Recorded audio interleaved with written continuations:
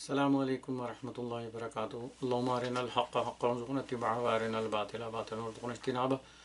Allahumma ighfir lana warhamna warda 'anna wa taqabbal minna wa adkhilna al-jannata wa najjina minan nar wa aslih lana sha'nana kullahu. Today inshallah we'll recite Hadith 5127. Wa anhu anna Rasulullah sallallahu alayhi wa sallam qala. So this hadith has been narrated by Abu Huraira. So when say wa anhu meaning the previous hadith, and now the same person is doing this hadith, narrating this hadith.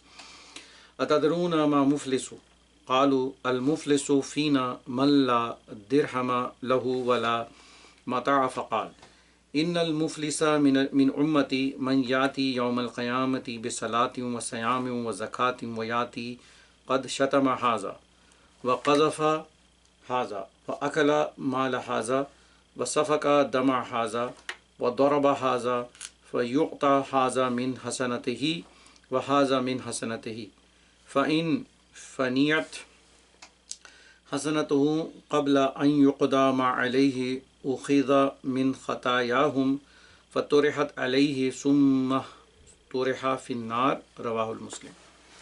So this is a very important hadith narrated by Abu Hurairah radhiyallahu ta'ala anhu, and in this hadith he said that Rasulullah has says, he posed a question to the Sahaba and says, do you know who is bankrupt completely, without any wealth in my ummah?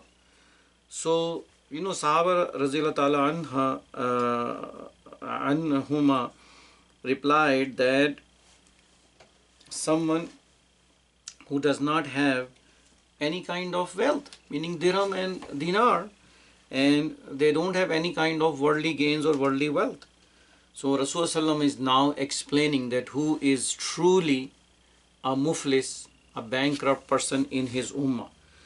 Rasulullah is saying that the bankrupt person in the ummah on the day of judgment is the one who come in with lots and lots of salah and the psalm, and he had paid all his zakat, and the other thing that he has done, the ill manners now is the one, and Rasulullah is mentioning the ill manners, the bad manners, the transgression that he has done. Number one, he has cursed people and he has talked to them in bad mouth or saying something very inappropriate. Number one. Number two, he has spread the lies or slander for people. Number three, he has eaten the wealth of other people unjustly.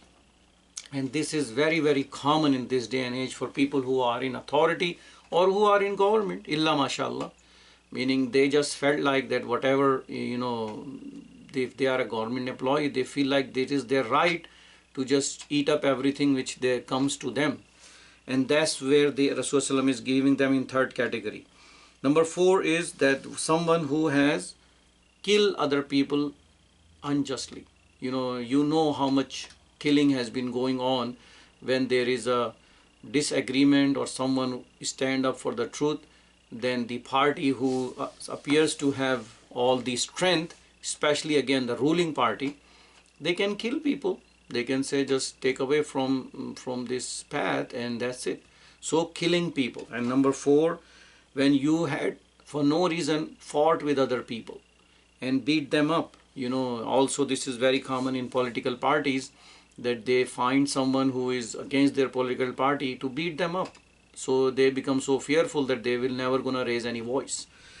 And the last one is that you have done the transgression. You have done dhulm in any aspect, shape or form. And in another hadith, Rasulullah is saying that the establishment of justice of Allah will be to the point that if a goat who has horn hit the other goat who did not have horn, then Allah will do justice between those two goats.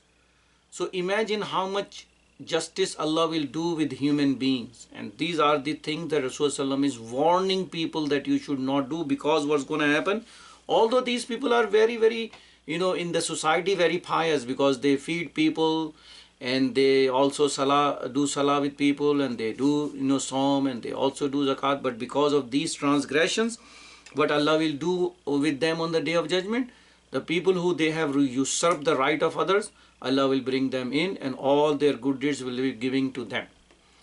And once that is credit and debit has been done, now they will run out with all their good deeds.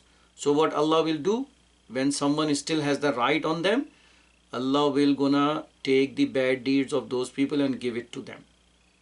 Says now you will take the burden of bad deeds for other people, because in dunya you are usurping the right of these people. You are taking and you are eating the mal, you are killing people, you are fighting with them, you are showing all kind of zulm. And then ultimately Rasulullah is saying that he will be thrown in hellfire. So very, very important hadith for people who are involved in any kind of authority, people who are in a ruling party, people who are given the blessings of this dunya, that they should not collect this dunya by usurping the right of other people. Even they're doing all the pious deeds, that whatever you are usurping the right is not going to go away, it's going to come back to you, because there is the final credit and debit will going to be in front of Allah subhanahu wa ta'ala. So we need to make dua that Allah subhanahu wa ta'ala give us this insight, that we should do everything possible in our means to be just, everything possible to follow Muhammadur Rasulullah and do not take away the rights of other people unjustly. Wa akhiru da'wana alhamdulillahi rabbil alamin.